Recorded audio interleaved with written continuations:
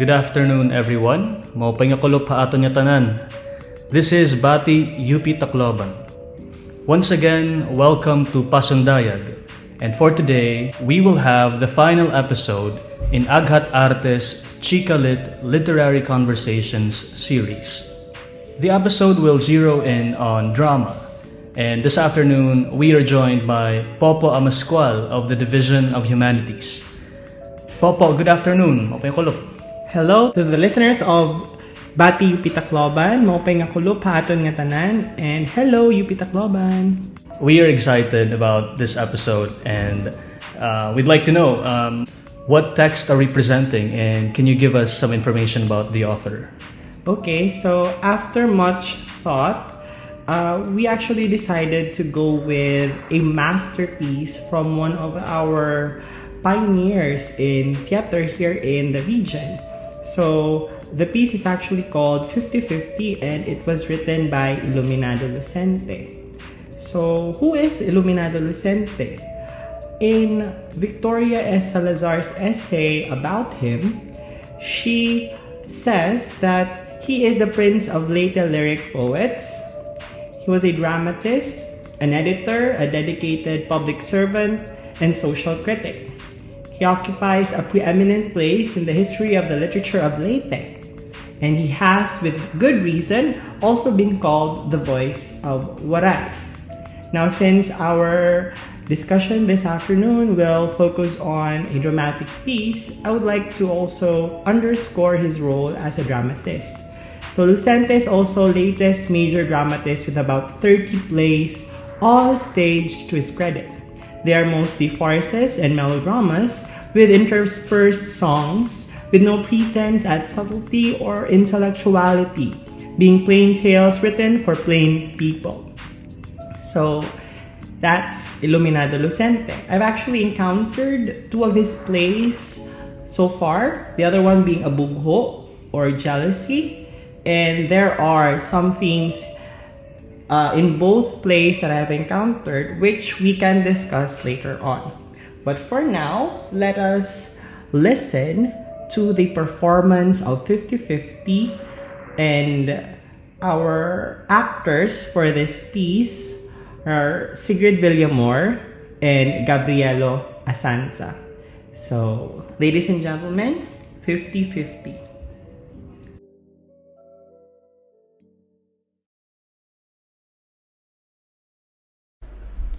Buhat na baliko. Pamatasan man ini nga diri ang ihaw sa nga babayi. Hindaw. Mga kubransa. Mga manurukot ti kang hakatitindahanan. Iini pa. Demonyo. Iini paliwat. Nakakapasoin ulo, Jesus. Amoy utang hiningabulan nga nakakapungot. Aber, babasahon tayo maupay. Usa nga terno nga cutwork, 85 pesos. Lain liwat nga terno, ha ilo-ilo, nga sinuluutan hinilo nga bulawan, 45 pesos. Duha ka padis nga sapatos, huego, 24 pesos. Usa ka paypay, Ave del Paraiso, 16 pesos. Duha ka garapa nga talamhut, totem, 11 pesos. Duha ka padis nga medyas, flesh color, 18 pesos. Mga panapton ngan mga puntiyas, 15 pesos. Usang nga rilo nga bulawan ngan hinpulseras man liwat nga bulawan, 110 pesos. Nga tanan, 324 pesos. Makapuputo. Tulo ka gatos karuhaan kag 4 ka pesos. Waray labis. Waray kulang. Nga ninintanan, tungod lan pamustura nga amo natutuyawan na ako nasawa. Di nan maiilob. Makasisina. Paa, Teresa. Anwaray sukol nga pamustura asay magtitikwang haimo ngadton maraot nga dalan ngan makakadarahig haimohin ka maraot nga asawa.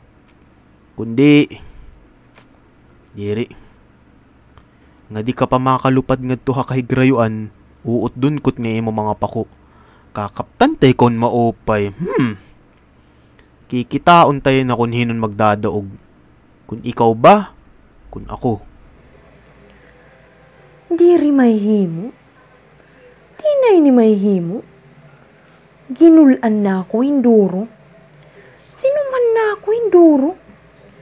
Kundi yan na, andam ako bisan ano inin abutan. Diri na may himo. Diri na ako buot umuyon bisan mausa kagutluhin panalumpigos waray haros nga Enrique. Amo inintaw nga di sadang maantos. Diri haros mailob. Palasubas. Baga matigayin ulo. Ladnganan. Mabuot-buot. Diri ko nagud maantos. Waray bayari yan akong mga utang. Karuyag la ako pagpakaaluhan dituhan akong pinanhiutangan. Nagsiring na ako nga diri ko na maiilob. Enrique! Enrique! Hulat anay madali ay. Kikitaon mo na. Kikitaon mo Madali ay nala. Waray alo. Enrique! Dagmit, pasinga di turun. May ada ta pagtutuhay yun. Pagtuhay kita. Nakakasiring ada ini nga kagko ka makakadaog akon. Diri ta ikaw tatalutalan. Nga naku pagpapadayunon ning imo ka mahikaw nga pinubuhat ta akon. Enrique.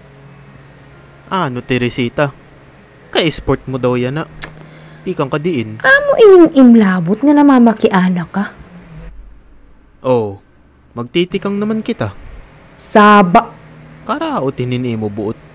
Ano nim nakaon? Ayaw ako pag pinakianhi. Kay ikaw lugod yan na. Imabato na akon.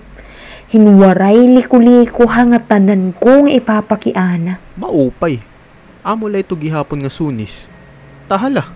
Ikaw yan ang maghurukom nga nakulugod ang may kasalanan. Ala, tikang Nakarawat mo ang kubransahan akon mga utang? An baton hito? Baton. Nakarawat ko. Kung singon ko ikaw nga haros na ako diri piyaran hinin mga tindahan tungod na imo. Tungod din imo pagpasibaya? Pagbayad. Ano pa inlaing kung diran kawaray mo pagkamatadong? Pamati anay, Teresa. Diri ako mamamati ha imo bisan ano. Kundi, Teresa, uun-anhon taman ini nga pagkasabot kun ikaw. Ginulan na ako ha imo. Nangangalas na ako ha imo, tubtub nga puno na ako. Ako waray gugol ngan waray kapupon. Ako puno na. Ako waray. Iton kapungot ko ha imo na dulot ha tubtub nga to ha kasigpitan hinin akon mga tulaan. Ako waray. Kundi, pamati ako anay, Teresa. Kay ano ko man ikaw papamatian? Ano tak makukuha? Tuyaw. Kung may himo lang nga pagsamsamon ko ikaw nga buhi pa. Pamati ako anay, basi kita magkasabot maupay. Ayaw lakasina. Para amo leto. Para amula? Ha? Nasiring ka nga amula ito? Masiring ka ito kay di naman ikaw ang naaluhan. Pamati, Teresa. Pamati nga ni ako anay. Pagyaan. Ikaw sayod na aton pagkabutang niya. Diri ako sayod. Nandiri ako buot masayod. Pati maha ako anay basi ka masayod. Ani sasayuran ko amo nga karuyag mo ako pag tinawaan. Tahala. Sige. Nga ako buot mo pagpakaaluhan. Sige. Basi ako diri na pagpiyaran. Sige. Basi sigun nga imula ko mo tsa-tsa. Hala, sige. Basi himuong lang nga intrimisan. Tiriawan. Hunong. Pabato na naman ako kay Mati pa akito. Ayaw ako pag-ulang nga kay wari pa ako pakatima. Tahala, timaha. Kung amo ito ang imo tuyo nga lumuhod ako ha imo atubangan ngan. Hala, sige, sige la. Ayaw ako pag-apikiha kay pinupungan na ako. Mananap. Tahala. Tapusa. Liliwaton ko pagsiring. Liwat a pagsiring. Ayaw ko pag sinudsubara. Waray alo. Lurong-lurong. Waray batasan. Hala, sige. Liliwaton ko pagsiring. Kaiya. Tigam ni. Kung asya ang tuyo mo nga kung lumuda imo at tubangan, basi igtugan ito nga imo sinisiring nga akong kalinurungan. Nagsasuyop ka hinduro. Kay diri mo ito madadangat nga diri ako matugutin pagpahauyon iton imo kaburuton. Sinmabot ka? Sinmabot lang ngayon. Sinmabot ako induro. Ano nga diri ako masabot hinamo man lagi hapon ito nga sunis. Ginulan nalalugod ako pamati. Oo. Asya kay ito gihapon. Ginulan pamati. Ay, Enrique. Malipayon ako, kaupay hadton akon kabutangan, nakadpa ko na akon mga kag-anak. Dito, diri kinahanglan nga ako manginyupo basi iguliatan akon mga inungara. Dito, nagsusugo ako. Nganan akon mga sugo, kinsusugot ng gintutuman hinwaray kaulangan. Kundi mabutan adlaw nga labihing kamaraot han akon kinabuhi. An adlaw nga ikinalala ko haimo. Ang labi na nga gayudhan kalukmay kuhin pagkarawatan imo ngaran. Ay, Enrique. Ay, Teresa. Abot na ako tubtob nganhi. Ngani ako tubtob na nga di agtang. Ha? Aw. Diri. Inin. Waray ngayon. Inin, tubtubla din hiya tuhod. Aw, ngayon? Yan na, padadayunon ta. Hala, padayo na. Haroy, panulay. Waray lang ngayon ako sasabot nga nagdidinalagan na ngayon ang panahon. Ngadto pa ako hahusgado. Diri may himo. Anoin ka diri? Waray pa kita matima, Enrique. Timahata anay. Igo na anay. May vista ko hahusgado. Kundi... Ikaw. Teresita, pagtutuhayon hahusgado yan na an protesta patokhan usa nga punuan nga napili hinin urhi nga pinili ay. Ngan tungod kay mananabanghan... Politika? Halagi hapon na politika? Kinulaan na ako pag pinamatihin linurulang tugi, politika? Kundi, unan hunta.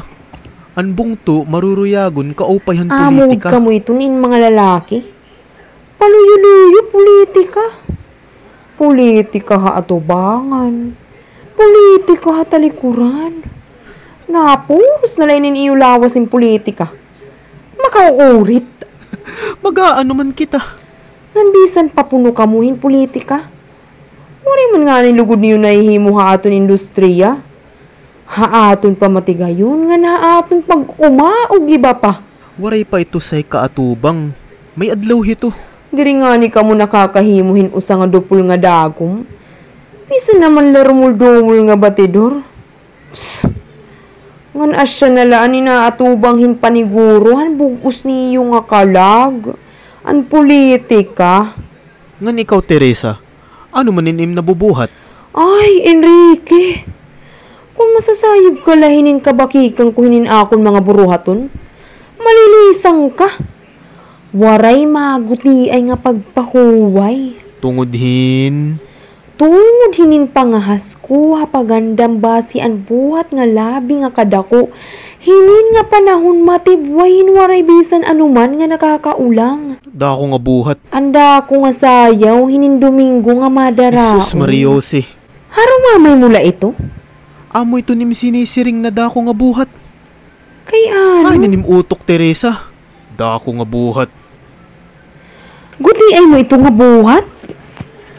Yan na nga ako nangungulo. Ikaw, karuyog mo pa si Buhat nga Baya. labing kabalik kung nga nahimog suha ka binuangan. Linurong. Linurong daw ko no. Kaya ano maninimig nga ngaranhin nga sayaw? Aber daw? Asya ing usa nga kaliawan nga nagpahalibway nga nakakaupay ang lawas. An sayaw, asya an pagpatid han kabuutan. An pagsalikway handungog nga nan maupay nga pamatasan. Kay ano man liwat? Pag matuod na laakon kay ginagian ko na iton nga tanan. Linurong. Ha? Nakakahimo ka pag ngaran nga binuang hinusa nga sarayaw, di nibubusog ang mga urhi nga tabasan pamanapton? An kawaray mo na ito himang kaagan ha mga moda? Sinmabot na ako. Hinbaruan ko na kung para ano ini nga imo pinanutang. Usaha nga terno nga catwork, 85 pesos. Nga ato pa ha magtarahi. Kung makita ka, maglalaway ka hiton ka makaruruyag. Ito, maglalaway, ha? Kundi, ano in kalibutan mo? Diri gud nakukuha ha akong panumduman an kawaray mo himang kaagan hini nga mga buhat. Nakakatawala ako. Maupay. Tungod kay siring paman nimo, waray man ako himang kaagan hiningay mo mga butang. Diri ko na ikaw tutugutan. Tikang yan na, hinpagkadto hito nga mga dapit diin may mga sarayaw. Magahom ka, hinpagyakan ha akon hito? Ikaw? Yan na, magahom ako. Tingali mo pa niya na. Kung diri ka tumuod, pauul-ulang ko ikaw hinakon kalugaringon nga mga kamot. Tuod? Pulong ko ini nga diri maliliwat. Kahin o ka nga magdidiri ha akon? Ako? Amo ako an may kagahuman nga diri malalaris. Ay, an? Kung sigman ko ikaw, nga diri ko ikaw kilala. Nga diri ti ko pang susugto. Kinahanglan nga masugot ka haakon. Kung... Diri ako magsusugot ta imo. Ha? Buhi ako, agi. Ikaw diri babayi. Amo kayo usa nga mananap nga mabangis. Buhi ako. Napiulan na ba yun akong kamot? Diri, gugumusong ko ikaw ha mo pagkilala na akong gahom. Ayaw ako pagpiuli, mananap ka. Gugumusong ko ikaw, pamimikriang ko ikaw. Papatayon ko man ikaw.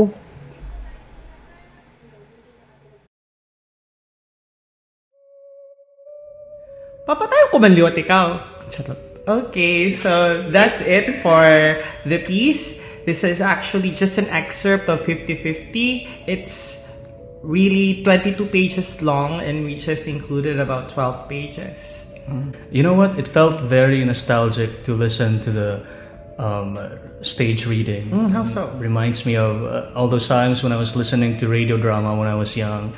At a time when we didn't have TV at home and we just had the radio. But anyway, I'm also very interested in this particular text, and I'd like to know what were your considerations in choosing the script for this particular episode? So the most important of all is that we were very concerned of the number of performers who will participate because of the restrictions set in place due to the ongoing pandemic. Yes. So the first consideration was to find a piece that's in Waray, of course. Then second consideration was to find a piece that just has less than 3 characters, so that we will be involving less than 5 people during the whole staging of the play, the production work.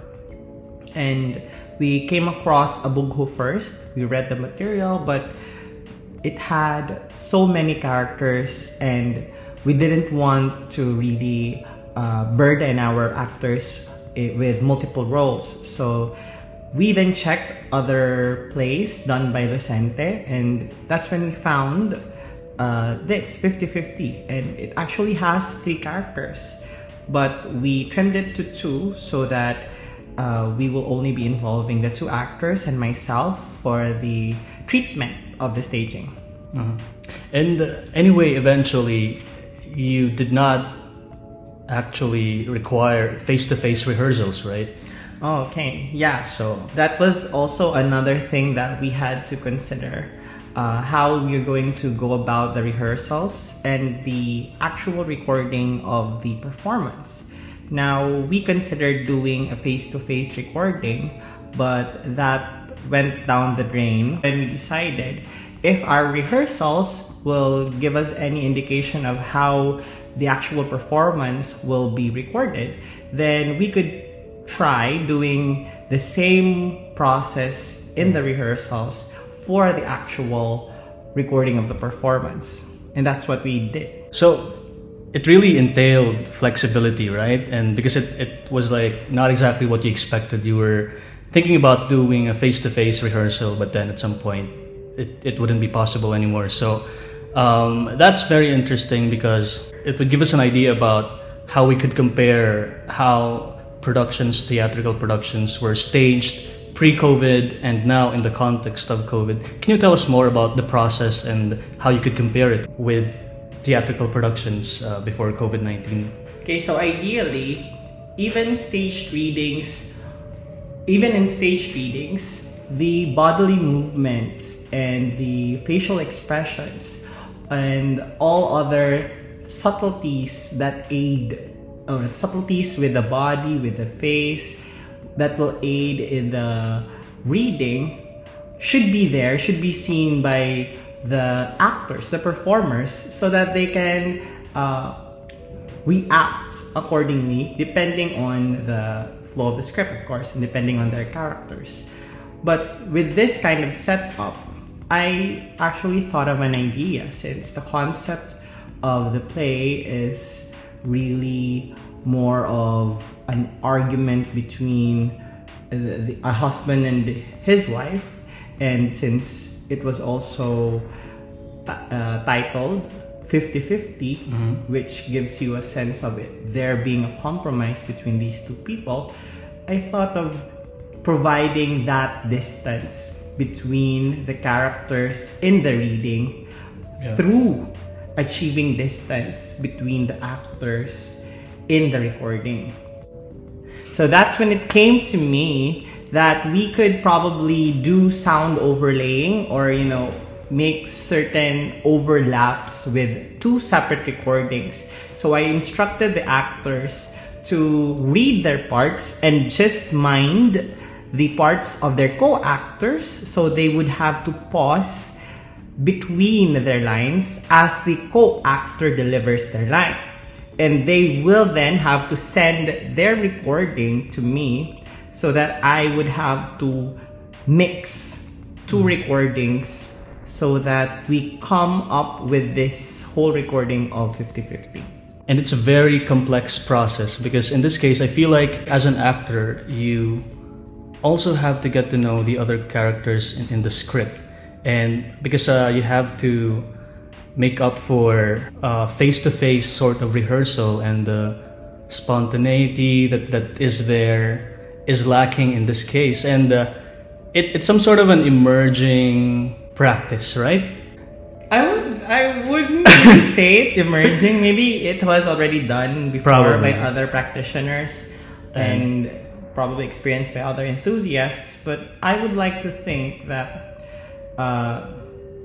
in this case, what I would definitely count as a different experience for me and for the performers is the bond that's supposed to be formed as you do the production work, as you stage the play. Because it's one thing for you to see your co-actor in character on stage, but it's a whole other experience for you to be able to converse with your co-actor backstage or while you're not rehearsing, so that you can discuss these nuances in the characters, in your character and in the character of your co-actor. That way you can have a better output, a better performance on stage. But with this particular piece, I wanted to challenge the actors by telling them to really think deeper in terms of the delivery of their co-actor. But I intended them to at least have a few readings together, so they can just listen to their co-actor, so they would know the pacing of their co-actor, and they can take down notes. And if ever we have to trim certain lines, and if ever we need to hear how they deliver the character or just the lines even, they could then form their own manifestation of the character they're supposed to play. And then the recording happens. I see an analogy here between remote learning and what could be named remote acting. Could we call it that? Because it's like what you did. The process involved a combination of synchronous and asynchronous rehearsals, right? But ultimately, the final output is a putting together of recordings that were done asynchronously. Okay. If I may be non-academic, this process reminds me of TikTok performances. When there are duets that take place and you don't necessarily have to do it at the same time. Yeah. You know, like someone records their video first and then you dance with the video that was produced by a person you probably do not know, or maybe you can dance with a friend, but essentially you do not do the video at the same time. So these dance duets are a thing nowadays. So that's what it reminded me of. But in terms of the delivery of the recordings remotely, there is that similarity between remote learning and this atypical kind of performance where you do separate recordings for just one thing. And so I'm also drawn to this irony of, like, to me at least, how it seems to me, one could say that with doing things remotely and asynchronously, the actors have become detached from the production. But at the same time, we could also say that in fact they are even becoming more intimate with it, because they are putting themselves in the shoes of their co-actors even more profoundly, right? Because they have to really understand the character and really imagine. They become more imaginative. They try to, simulate how a face-to-face rehearsal would happen as they record or rehearse asynchronously. Yes, and the intimacy between the performer and the material is there. And instead of making them distance from the material, the actors in fact zone in into how they're going to process the production or process the creative work that happens when you stage play by themselves. And it's actually, I think, if I were to speak for the actors, very liberating, because most of the time you tend to get dictated in terms of instructions, director yelling at you what to do, or giving you these pointers and these notes. And with this case, we all had to deal with the notes in one go, and then afterwards they were free to do the recording by themselves without me policing them on how to do it, how to go about it. So I think that's also one aspect in this kind of playmaking that I find rather attractive as a practitioner. So we're saying that a face-to-face rehearsal in a way is much more of a high-pressure environment, right? And in this case, like you said, it's more liberating when they do it. Yes. It's like guided independent learning. I'm going back to that analogy between this remote learning, but in a way, they become more independent, right? Yes. So perhaps there are two different types of pressure here. In terms of the traditional staging setup. It's an external pressure because you get to interact with different practitioners. You have your director, you have your designers, you have your co-actors, and all of these experts giving you advice, guiding you. So it's more of an external pressure so that you live up to their expectations. With the case of this particular setup with, a remote kind of staging, remote kind of staging and play, the pressure probably comes from you because you'd want to be able to meet certain expectations from other people, but it will now depend on how you're going to deal with these expectations, since you will be doing the recording on your own and you will be assessing yourself immediately after listening to yourself in the recording. You talked about how actors in a way, try to assess their performances, right, while they are recording their lines, the delivery of their lines. And I've also been wondering about how this kind of acting, voice acting, would compare with stage acting. And because when we talk about stage acting, like when the actors are in the same stage, same physical environment, there's a lot of, like you said, subtleties and nuances through which they could portray their characters and portray particular emotions. But in voice acting, we are really zeroing in on voice, and we are relying on that to portray particular emotions and particular characters. What are the challenges in this case when we rely on the voice, and how do we explore the voice as an element?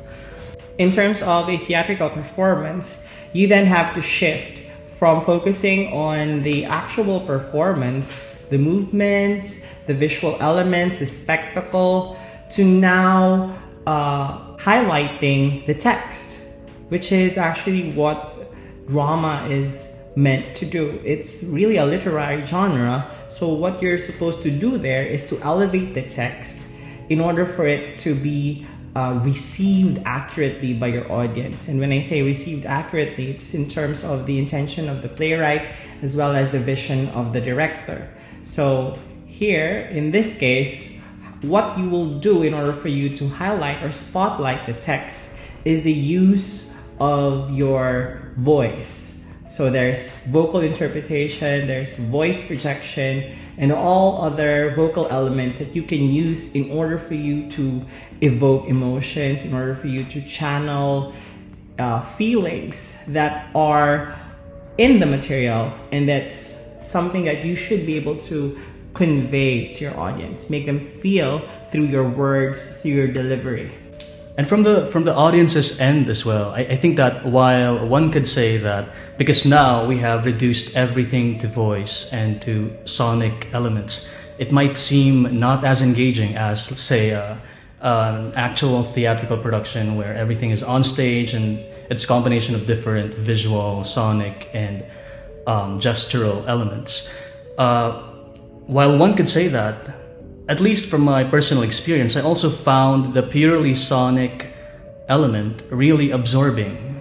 And probably the reason why it's really engaging is because we somewhat get a respite of sorts from all of these bombarding visual elements. I mean, like, yeah, we tend to find the spectacle really alluring, really something that we go to the theaters or to the cinemas for. But there is also the peace and quiet that you get from a sonic performance or a sound performance, such as this particular presentation of 50-50. Yeah, so in this way we could say that, you know, less is more. And one element of a performance gets to shine, but that doesn't mean that the other elements are necessarily less important. So let's go back to the idea of how the actors prepare for the delivery of lines, because listening to them, listening to their dialogue, I can imagine them actually also making gestures and facial expressions, right? Because it's difficult to voice act, so to speak, by simply relying on voice. That's impossible. It's inevitable that you will make particular facial expressions and gestures. Did this happen to them? Of course, I guess the answer is obvious, but like, can you tell me about some experiences you've had with voice acting, or what you think about it? I have not really experienced voice acting, but I have experienced doing readers theater online. And I remember always giving the same instructions to my actors. I always tell my performers to feel comfortable as they deliver their lines. And if they have to resort to making faces, moving their hands, pacing around, all that they need to do in order for them to get to that emotion, to how their character is supposed to feel at that moment in the piece, then I would actually support that. I would actually encourage them to do so. Which I guess goes to show that, when we talk about voice acting, we're not really being literal with just relying on the voice after all. The body is coordinated, and just because we are presenting just the voice doesn't mean that the rest of the body is paralyzed. Yeah, right? Since that's what occurs naturally to humans. Exactly. So with this kind of remote production work, as you've touched on earlier, technology has played a key role. Can you unpack that for us? So technology has made possible our rehearsals and the delivery of the performance itself. So one thing that's also notable about technology is that it provided a certain layer or a certain aspect to the conceptualization of the performance and the treatment of the staging of the readings.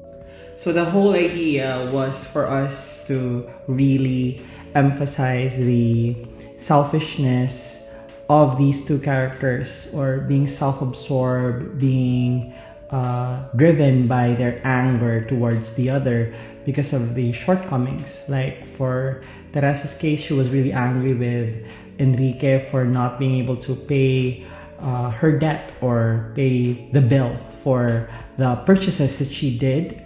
And then Enrique, on the other hand, was angry with all of these purchases done or made by Teresa that included a lot of materials for clothes, or something that he found really shallow.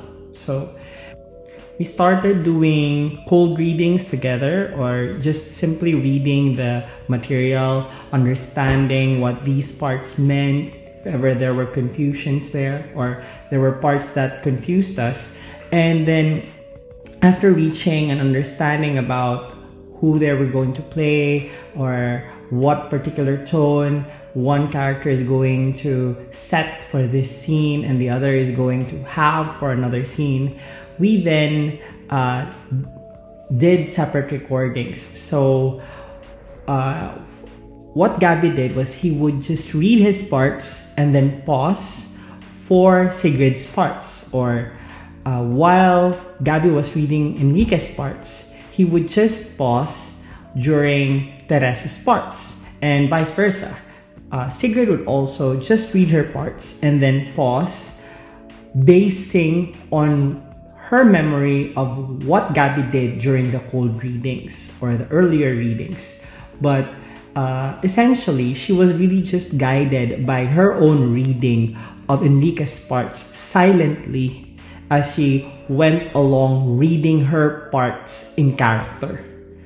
So with that, she sustained her portrayal of Teresa, and at the same time, she really didn't mind Enrique's parts in order for her to really focus her attention on the anger and the feelings, all of the many complex feelings she was experiencing as she was hearing all of these words coming from Enrique.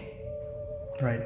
I find it very interesting that, although one could say that the pandemic has limited us from doing the traditional way of staging performances, there are actually opportunities to innovate like you did in this case. And it's also very interesting how technology in this particular case was not only used as, in its technical aspects of production, but also in innovating in terms of method, of artistic method. And so how would you compare this presentation with the traditional performance of drama?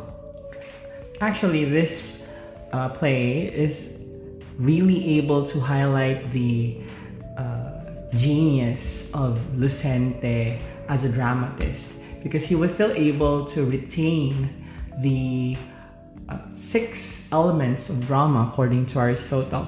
So to my TA 102 class, World Drama 1, this is sort of a preview for you guys. I hope you're listening. So just to name these 6 elements, they're plot, character, thought or theme, diction or language, song or music or rhythm, and spectacle or visual elements. So I think I mentioned more than 6 there, but I was actually using other terms for the other elements.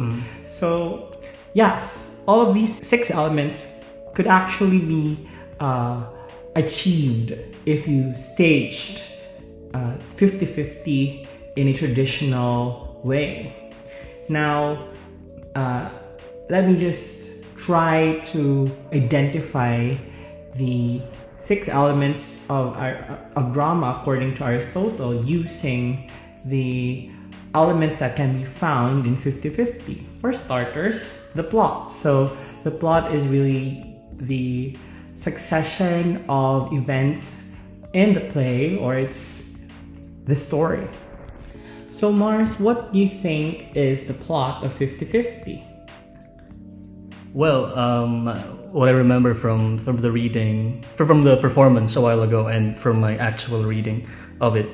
So this story is about a couple, and they, from the very beginning, they are already arguing with each other, and that's sustained even towards the end. Although they appear to settle with a compromise. Yes. And some parts of the narrative are not anymore part of the excerpt you have chosen, but there's also this other character, right? Santiago, who appears somewhere in the middle, and he sort of acts as a mediator and finds himself in the thick of a marital skirmish. So it's a very lively and intense dialogue, which drives the plot, I guess. That's part of, driving the plot forward. Yes. And since you already mentioned Santiago, the other character, let's go now to the next element of Aristotle's elements of drama, which is character. So, according to him, typically there is a protagonist and there's an antagonist. And can we actually say that for 50-50's case, there is a definite protagonist and antagonist? And how do we figure Santiago in the entirety of the play as a participant in the narrative? Now, who do you think is the protagonist in this story? Well, by protagonist, we mean the main character who is the antithesis of the antagonist, who is the villain. Yes. So it's actually very tricky to identify who the protagonist is, or if there's just one protagonist.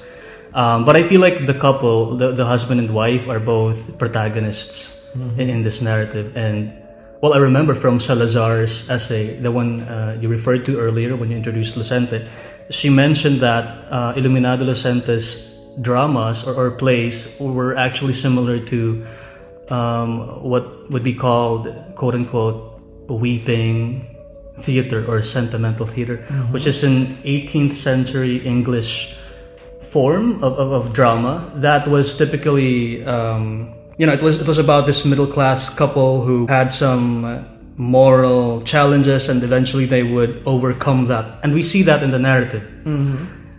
So in terms of protagonists, I think they both are the protagonists, although in this case, Teresa is made to appear like the villain, or the one who is lacking some sort of moral compass in relation to Enrique, exactly. And as for Santiago, we can somewhat say that he is the wise elder, another stock character in dramas.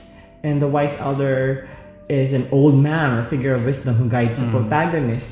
So it's not thoroughly your all-knowing traditional wise elder, because Santiago is not old, and Santiago is actually very careless. And I would say he somewhat was half-witted compared to the other two characters. But he also guided the protagonist or the characters in realizing or in coming to a compromise in the end. Exactly. And he sort of acts like the mediator, right? And he has a very complex character as well, because there's a contrast between his low socio-economic standing and his the way that he is elevated towards the end, when he is now on a moral high ground because he was the key to the resolution in the fight between the couple. He suggested the compromise, and like he said, he has a certain wisdom that may not be associated with him stereotypically as someone who is of low rank, or as someone who is still very young.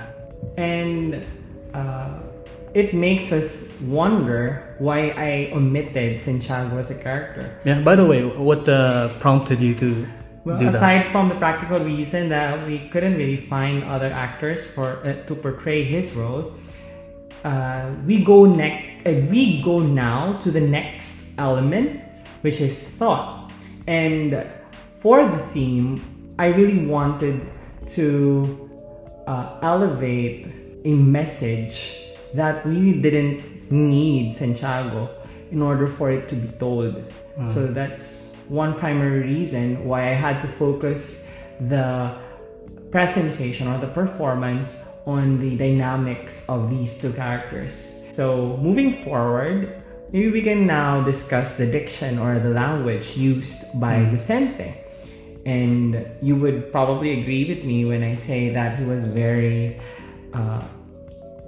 metaphorical with his lines. Some parts he used pako or wings to in discussing how Enrique would stop or make a stop to what Teresa was about to do at the start of the play. And then Teresa, in order for her to convey how concretely she was angry with Enrique, used the line "katubtubha akong tulan," or she was really angry to her bones. Yeah. So those are just two examples of how I found Lucente very poetic with his words, with his lines. And even the lines are also very comedic, right? And that, I guess, is consistent with the farce, right? The farce, yes. With that kind of form. Because here you have very ridiculous characters, like absurd, almost impossibly absurd, preposterous characters, and some of the lines are very comedic. Like for example, there's this moment where Teresa says, "Tuyaw, kung mahihimo lang nga pagsamsamon ko ikaw nga buhi pa." Well, sorry for my acting skills. I still need to improve, but to me that line was really hilarious. The language, it's all about how you control language, that if you want to sound humorous or if you want to make it sound metaphorical. You know what? Because you talked about, you pointed out that he has a very he has virtuosity in controlling language. For example, with the metaphors. And I also noticed that the script also features ironies. There's a lot of ironic points in the script. Like, for example, well, for textual evidence, I have my notes. There's this part where, Santiago, which we did not present in the excerpt, he has some reflections. He says, like, for example, the phrase, "pataghin pag-awayan." And, he talks about fields and all this, but like now he's speaking of like that domestic space or the bufete, the office, as this field of feud, right? And pataghan pag-awayan, which he recalls probably from his experience of someone growing up as a son of a farmer, but now he's in the field of a feud. And there's also another phrase like "nagsungay nga duha nga baka dinhi ha bufete." I think that's very ironic because you are juxtaposing bufete, which is an office in which you would expect civilized people to interact. Yeah. But here he's saying "nagsungay nga duha nga baka." So he's juxtaposing this animalistic personalities of the characters in a very unexpected environment like an office. Yes, and that also goes to show how Iluminado Lucente was able to reflect the society around which the people he supposedly paints in his drama exist. Yeah. So he sets the tone with his language, often to show just how the people around him talk. And also he's able to depict the culture of the people around him, or the lifestyles and the occupation of the people around him through his writings. And that just goes to show how Iluminado Lucente was able to depict the milieu of the play and reflect at the same time his own community around that time, and how he's able to depict the lifestyles of the people during his time and actually show their livelihood, actually show the contrast between city life and rural life. Yeah. And because, Lucente was writing most prolifically in the first half of the 1900s, right? And if we just read the script or listen to a reading of it, what clues do we have to identify that this comes not from our own times, not from this decade, but from, like around 10 decades ago or 8-10 decades ago? Okay. What do you think are aspects of the language that point to this? Well, there are a lot of unfamiliar words or terms for me, personally. When I was reading the script, I kept on asking my mother what other Waray word can be used or is a synonym of this term that Lucente used in the play. That way we could just form an understanding of what he was trying to say in these lines when he used these unfamiliar words. So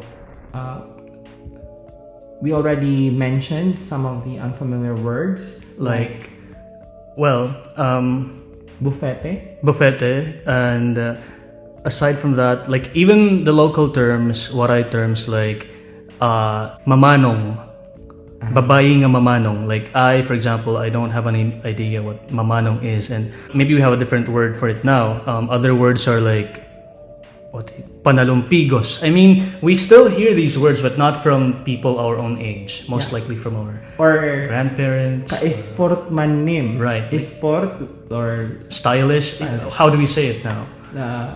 Formado or Japorms. Maybe something like So we notice a gap in the vocabulary used in the script and in our own vocabulary today, and that points to the fact that this comes from another milieu from years ago. Another term is bakikang. I guess you would recall how Teresa used bakikang to refer to herself as she was organizing this dance, this upcoming dance. And that means, like, for me, I thought it meant haggard. Okay. Like, to be bakikang is to become haggard. It's reminiscent of a TV show, a soap opera in GMA7, which aired probably like when I was in high school. Mid 2000s or early 2000s? No, it cannot be. Yeah, like something like after, like 2010 or no, maybe like 2006, 7, something like that. Yeah. So you're right. After Sunshine Dizon, right? Yeah, exactly. And the show highlighted her not really good looks, and it was rather an aspect to the character they wanted to emphasize, because most of the time when you're a protagonist, you look good, right? So we then got to associate bakikang with the haggardness of Teresa. And I don't think people who were not able to see the show bakikang would be able to form that connection easily or readily. Yeah, and that's because, I mean, and my awareness of the TV show added to the comical character of the word, the comical quality of it. And I know it might be problematic because growing up we've used the term bakikang as an insult and like to tease kids, I mean our friends and all that, and that's why it has that recall to me. So you're right in saying that people from different backgrounds would have different reading experiences or listening experiences. But I also want to say that here Teresa used it not to insult herself, but rather just to describe her condition, or to describe how really difficult it was for her to handle an event, right? So maybe we use it in a different context now, as we It has think ha- of it as an insult. It has acquired another layer of Yeah, meaning. that's true. So that's also one thing about scripts that Yeah. really make us realize something that we are experiencing now as opposed to what they experienced before Exactly. when it was written. Yeah. So for Aristotle, the sixth element of drama is really the spectacle, and the spectacle is the visual impact of the play. And of course, we were not able to do that here because this is just a staged reading, and what's more is it's for an online radio show. So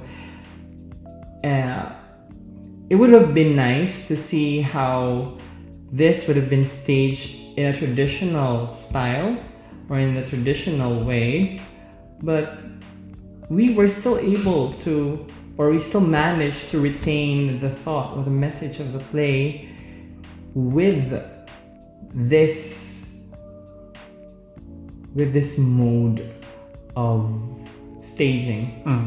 And probably that's also the reason why we wanted to draw attention more to the thought or the theme of the play, or what's trying to say in a deeper sense, rather than all the other aspects.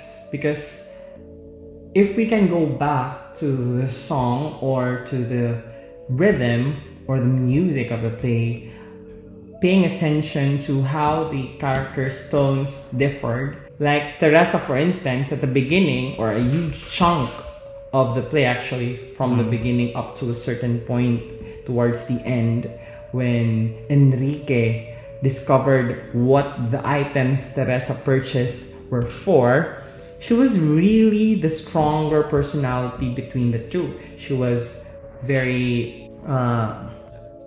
She's not the typical wife from this particular milieu, right? She talks back. She's unapologetically frank. Yes. And it's interesting to note that in contrast with Enrique's tone, he was rather evasive at first. Every time Teresa presented her points to him, how she was angry that she was being laughed at by the people from whom she bought the materials, and how people would not take her seriously anymore since Enrique forgot, or actually deliberately didn't pay for those items. So he was cool and collected in contrast to Teresa, who was very noisy, right? Yes. And although, as we would know from the beginning, I mean, we get the idea that Enrique is not confrontational, because the script opens with him sounding really angry, saying words like "buhat nga baliko" and like saying things against Teresa, but he cannot Even say use these. demonio. Exactly, but he cannot utter these words in front of Teresa. Directly at her. Or maybe Exactly. because she was not given the opportunity to do so. Each time Teresa would present her side of the story, he would end up asking her to pay attention to his points, but Teresa would just cut him. But all those times, he was still calm and almost sounding maulog-ulog. Maulog-ulog in English is affectionate, right? Okay. Something like that, like very calm and endearing. To me, he sounded like he was mocking or patronizing Teresa. Yes. At some points, he just responded with "sige" or "tahala" or "hala," and without really getting into the what Teresa actually wanted to say with her angry words. So up until the moment he found out what the items were for, and it's a very funny moment because there's a sudden, twist to it. Like Teresa says that she's been working so hard for something, and Enrique almost dismisses all of those points she was trying to make as to her efforts, as to the challenge of organizing an event.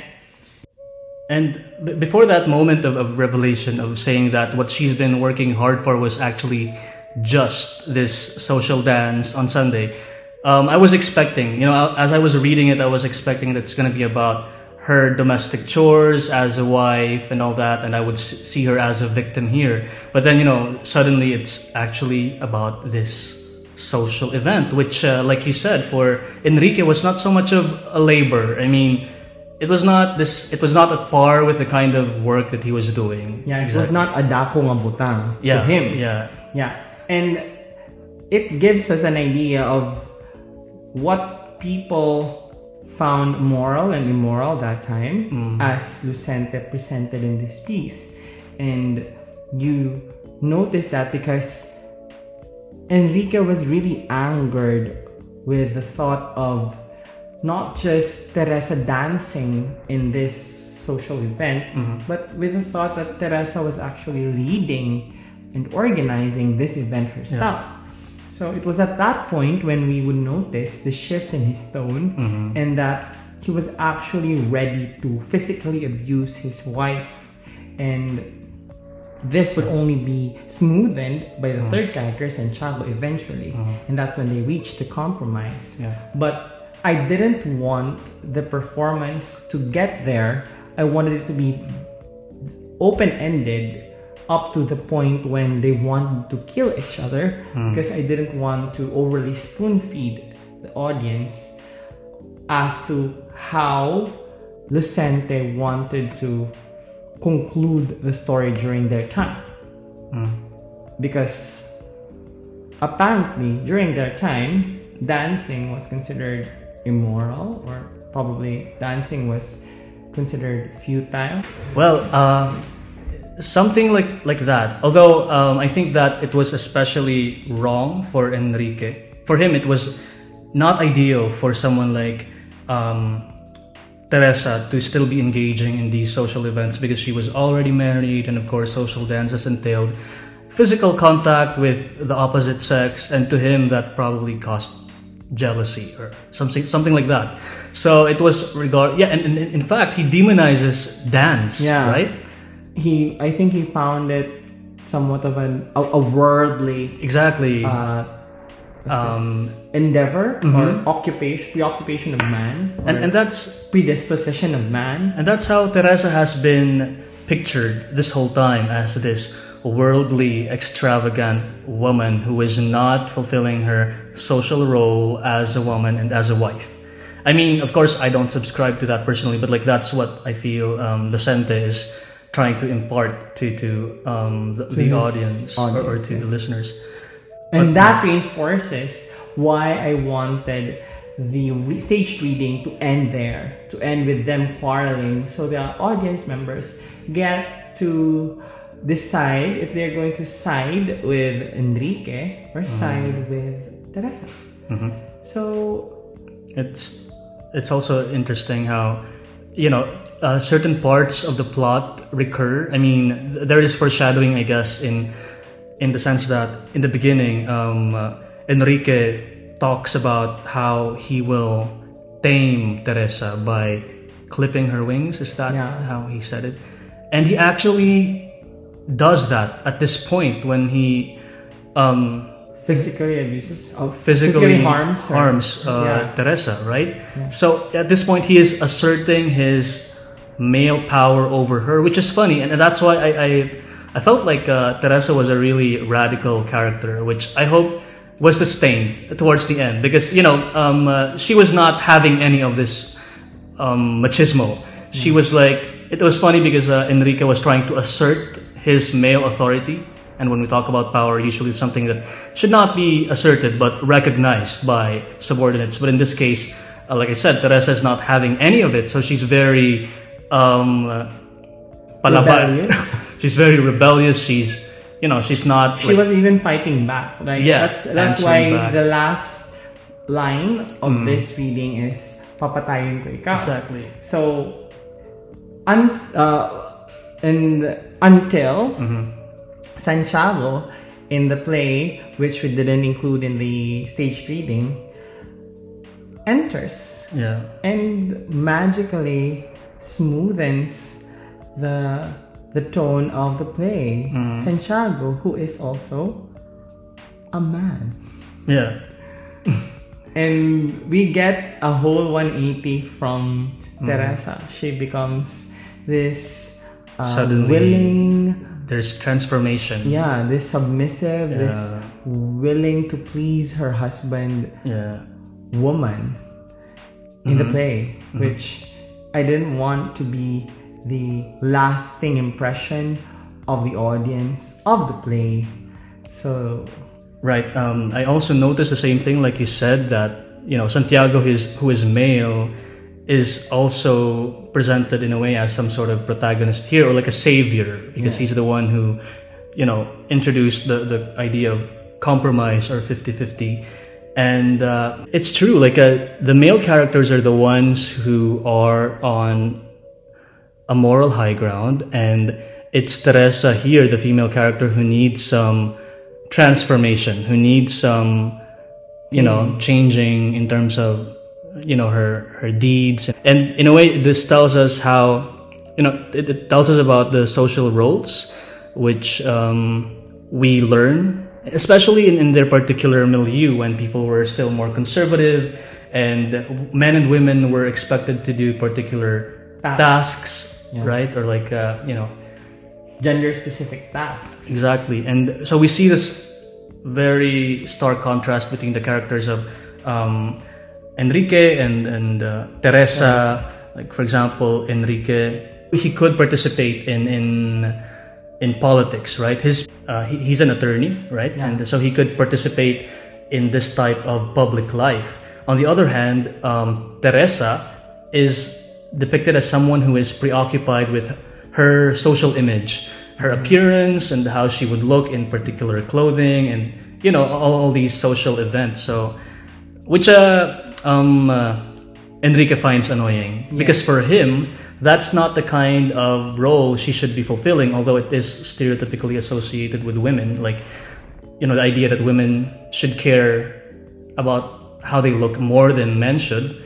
And that's also a learned behavior, and in a way we cannot blame her for thinking that way, because she learns how to care about her image because society tells her to do so as a woman. But that's not the kind of role Enrique expects of her, but rather her role as a wife and as a mother. And in the other part of the story, there is a resistance to fulfilling her motherly role. When the baby was crying in the other room, and she while disowns they were the child, arguing, and she calls the child your son, exactly, or imo anak. So there's a denial of motherhood, which later on, like we talked about, she transforms ever so suddenly. So later on, she actually acknowledges that she should indeed be fulfilling her role as a mother, and she should be taking care of the child, and she should be making the home what it is supposedly as society thinks of it. So these are some of the themes, perhaps, and then in this way, Lucente's play has a moralistic undertone, like it has a didactic purpose. It teaches people about particular values, which now we would find problematic, coming from a different generation. It's also really nice to think about how the audience of today will react to plays that will be written in the future, or like say in 10 years time, or how the audience in 10 years time will feel about the plays written today. Right, and perhaps the actors themselves also have their own thoughts about the script. We have here now Sigrid, Vera, Villamor, and Gabi Asanza. They're actually alumni of UPTacloban, right? Yes, they are products of the BA Communication Arts program. And they were also my go-to actors in several productions for the Arts Month here in the Division of Humanities. Right. So, thanks guys! So we are also, of course, curious to hear their thoughts. One question which we'd like to ask them is, Sigrid, for example, what was your process in forming your character or in concretizing the world of the script? I carefully read the script to understand not just the identity of Teresa, but also to understand the character of Enrique. Reading the script with Miss Popo and Mr. Asanza helped me get into the skin of my character, and it also helped me form the world of the piece. Even though I didn't have any personal experience similar to Teresa's experiences, I used an emotional memory in which I thought of a personal experience where I felt an emotion that I think would fit to Teresa's emotions in certain moments of the play. This technique helped me a lot in unlocking appropriate emotions that would give life to the character in this piece. Right. Thanks, Sigrid. How about you, Gabby? How did you get into character, and what did you initially do to be Enrique? I think before anything else, we treat scripts as ordinary pieces of literature to be analyzed. The subtexts are where you find these nuances to insert to your character in order to flesh them out. And at the surface of this script, it's easy to read what sort of character Enrique is. He's your typical man's man, considering the time and place this piece was written. You know, the one with a job, the one with problematic conservative views on social gatherings, the one who quickly slides down the slippery slope of irritation and then later, ultimately resorts to domestic violence to drive a point forward. Personally, having to play characters like these are always bitter pills you eventually have to swallow. But there exists a personal responsibility to what's required of you as any kind of actor, really, be it voice acting, theater, etc. Even characters like Enrique have stories to tell, and I have to do that. I agree. Do you think this piece still has a role to play in our society today? Why or why not? I've learned that one of the characteristics of a classic is its timelessness, its ability to deliver a message across multiple generations of readers. And being written by one of the most famous writers of his age, Lucente has done well to keep this piece relevant to this day.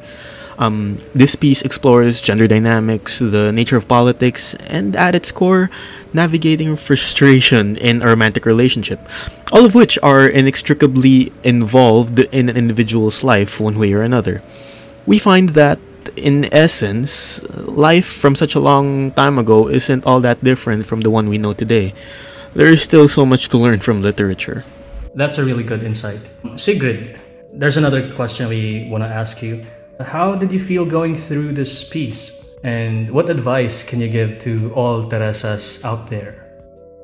Immersing into the character of Teresa, who probably lived in times where women are solely viewed as mere subordinates of men, I felt sad and enraged as I read through the exchange of lines of the main characters of the piece. Teresa was introduced to the audience through the eyes of Enrique saying, "Pamatasan nga diri angay ha babae."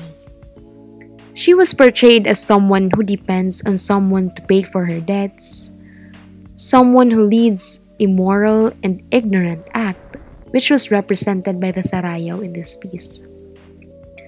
Through a man's point of view, I've seen Teresa as someone who is just superficial. Reklamo lang ng reklamo, palaasa. But, if we dig deeper, behind this portrayed shallowness, Teresa was actually fighting for her position in the society. As most of us know, this struggle is still existing today. So to all the Teresas out there, this means that we should continue the fight and always keep in mind that no gender should rest above or below another gender. Well said. And you know what? We could actually keep that in mind, keep that thought in mind as a prelude to March, which is Women's Month. So once again, thank you, Gabby and Sigrid, for participating in this episode. You've done a really, really good job. Right, Popo? Yeah, that's correct. And talking about the upcoming celebration of the Women's Month next month, maybe we can have more stories and more performances of these stories as much as we did this month in celebration of the National Arts Month. So, watch out! So this has been Bati UPTacloban's Tsika-LIT Literary Conversation series for Aghat Arte, the Arts Month celebration in UPTacloban. Thank you for tuning in, and damo pa it mga storya nga aton pamamatian.